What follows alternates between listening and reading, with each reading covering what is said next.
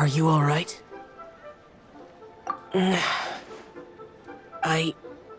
It's hard to describe. It's not that.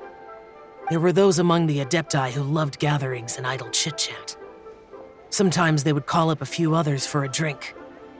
Even I got dragged along to their gatherings many times. The Adepti all have their specialties, making most of them proud and arrogant. Everything they say is straight from the heart. It never gets too complicated. But this time... No. I didn't mean that. So you know his true identity. I'll get straight to the point then. The Animo Archon is a free spirit, and his temperament is as carefree as the music he plays on the flute. It's easy for a god like him to live in harmony with humans, and that's something I might never be able to do. That does sound like something you would say. No matter, I know my circumstances. Whenever I think of the ordinary conversations I've had with you, it feels strangely novel. Yes, the parlor director went out of her way with the invitation, so it was difficult to turn her down. I had made mental preparations before agreeing to come. She told me that all the guests today would be acquainted with elemental power, and I knew that you would be here. But I didn't expect the other guests to be... General Capisis always said that we should live in the present and enjoy every pleasant surprise.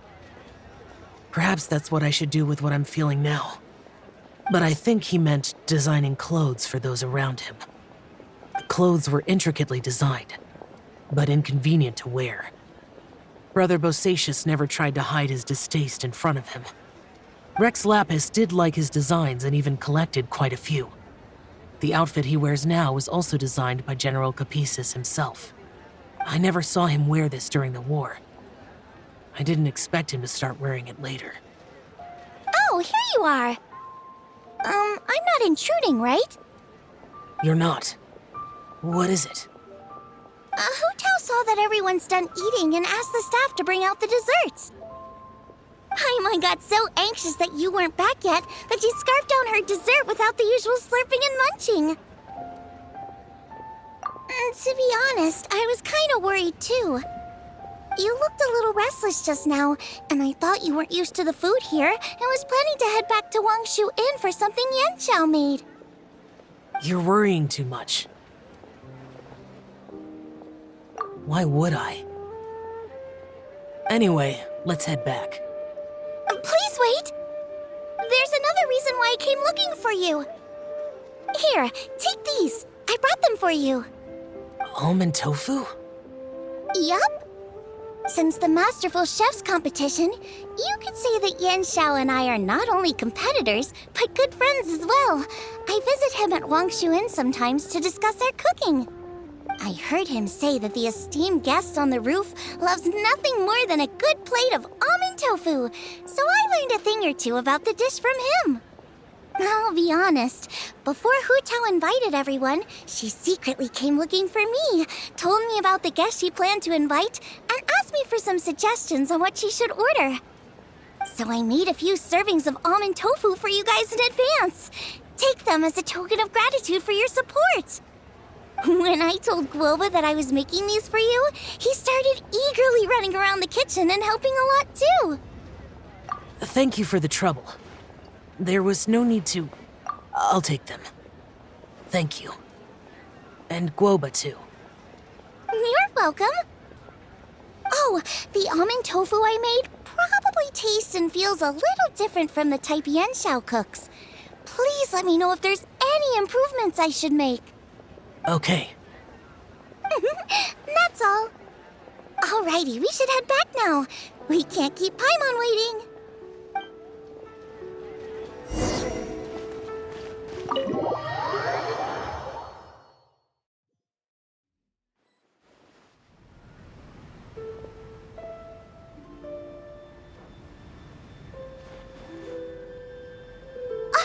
You're finally done whispering secrets to each other? So much for promising Paimon you'll be back soon. How could you say that to Paimon? In that case, besides having no sense of time, Paimon will let you know what having no sense of fullness looks like. Your dessert is all Paimon's! Sorry to keep everyone waiting. No worries, we're all just chatting here. There's no serious business to take care of. Whether we're chatting outside or inside, it's all the same. Paimon's too busy eating to talk to you. But even though we're all well acquainted by now, I think this festive gathering deserves something ceremonious. Oh? Is this some local custom? Nope. This is something I made up so that good luck will be on our side, that's all. Spontaneity is the best choice to make here. Let's use this incense burner on the table. It's been lit for so long now that the incense is running out. I'll leave refilling and lighting the incense to the most distinguished guest among us all. Lighting the incense will signify continuous growth and prosperity in all our endeavors in the new year. I see. Perfect symbolism, as expected of Hu Tao. And speaking of the most distinguished guest here today, I'm sure we all agree that it's Mr. Zhongli. I'm not very familiar with the details of his past deeds, but chatting with him has been a real eye-opener, even for a bard who has traveled all across the world. If knowledge were a form of power, one could even say that you're a wielder of unlimited strength. But when it comes to having a way with words, the notable bard is certainly one cut above the rest. I just happen to have a good memory. It is such an unexceptional skill, yet you made it sound like an unparalleled talent. I am truly impressed. Since we all get to nominate someone...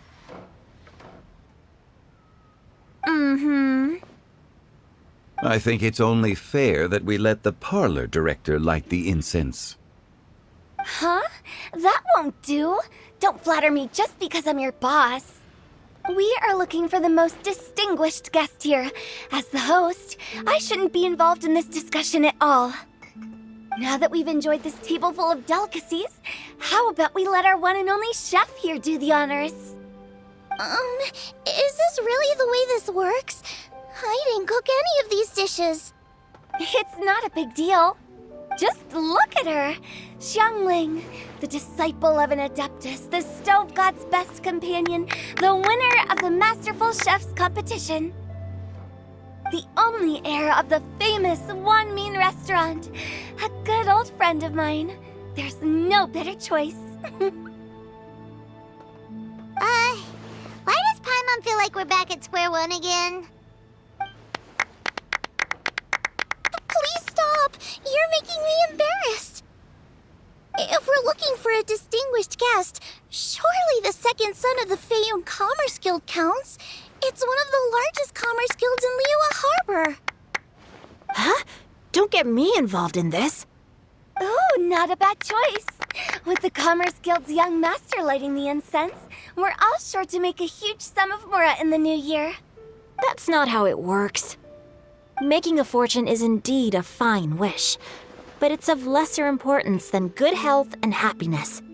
Which means we should choose Chongyun, the skilled exorcist who keeps everyone's home safe from evil spirits. Huh? Now you're nominating me? I can't be the one when we have the Conqueror of Demons right here. Adeptus Xiao has the most seniority among everyone here today. We should... I refuse. I am most certainly not the most distinguished guest here. You should all be able to make the right judgment based on your observations. One person here is well acquainted with everyone else.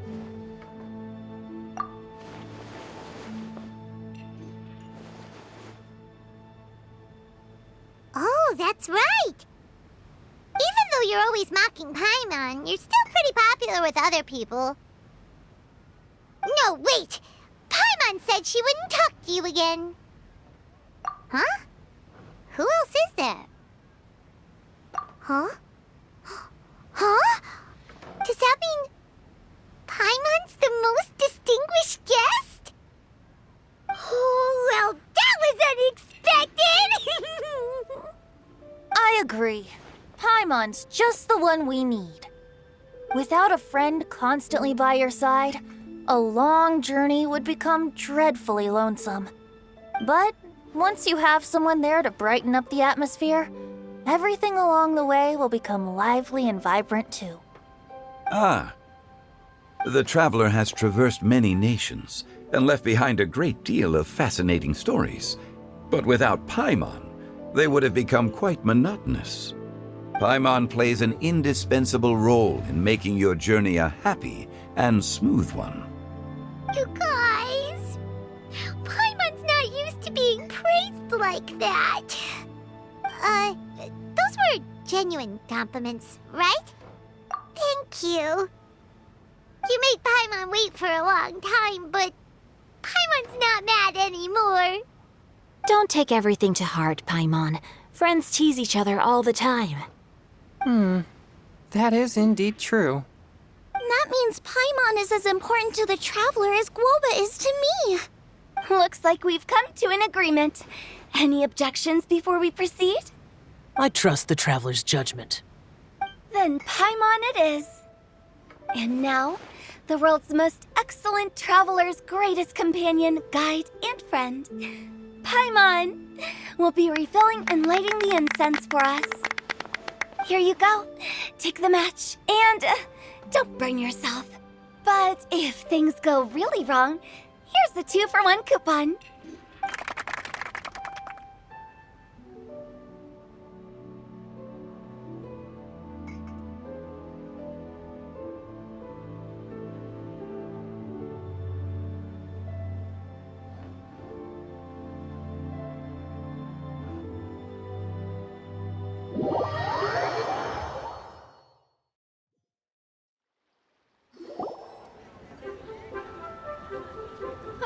It's getting late. I won't take up any more of your time. You're all free to go as you please. Yep, the tea was amazing too. You don't have to go all polite on me. Just remember to come when I invite you next time. Let's see. It's dark out, so I'm going to accompany Xiangling, Xingqiu, and Changyun back home. As for the rest of the guests, I'll leave them to our consultant. No need. I'm headed towards the harbor to meet a friend on the ship. There's no need to trouble one such as Mr. Zhongli. I think you know the place I'm talking about. Come meet me anytime. It was great getting to know you all. Let's meet again when the spring breeze begins to blow. Bye. Oh, we should write poetry together sometime. We'll catch you all later then. Don't forget to return to the parlor later. There's something I need you to do. Understood. See you later. Well then. Rex Lapis. Just Zhongli will do. I live as a mortal in Liu Harbor now.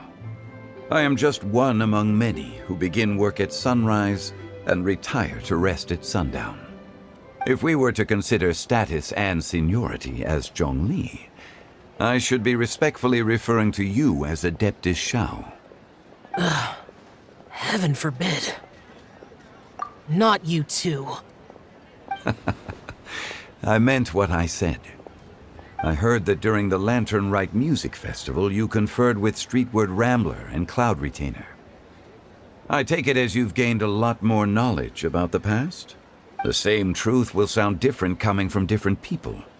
As more bear witness to a story, feelings and interpretations expand in variety too. I once had a pleasant chat about the past and present with a Sumeru scholar named Soraya, and learned a few things about her research topic. From the evidence she found and the conclusion she made, her area of research is already very close to the truth. But there are multiple sides to humans and gods alike. In the legends recorded by humans, some gods were depicted as arrogant and condescending, while others were kind and capable. But whether to me, Streetward Rambler, Cloud Retainer, or younger adepti such as Shao and Ganyu, those adepti and gods that may seem extraordinary to humans are something more akin to close companions. This was as true back then as it is right now. Just how Xiao may seem unapproachable to most, but the Traveler has proved otherwise. So there's no need to dwell too much on certain things. Zhongli, what you're saying is... It looks like you understood what I meant. The director asked me to accompany you on your return, but I don't think you'll need my protection. I'll be taking a walk around and admiring the night scenery. After that, it'll be time for me to go back and meet up with the director. Goodbye for now. Bye, Zhongli. Everyone's gone now. Paimon always feels a little empty inside when a lively celebration ends. But at least you always stay by Paimon's side. No. Paimon got it mixed up. Paimon, the best and most distinguished travel guide, will always stay by your side, Traveler. Good that you're aware of that. Xiao, is there anything else you want to do? We could take you on a tour of Liyue Harbor. No need. I've stayed here for much longer than I had expected. The city lights are a fine sight, but it's time for me to leave. The events of today occurred so abruptly. I appreciate your kindness. Okay. I'll see you next time then.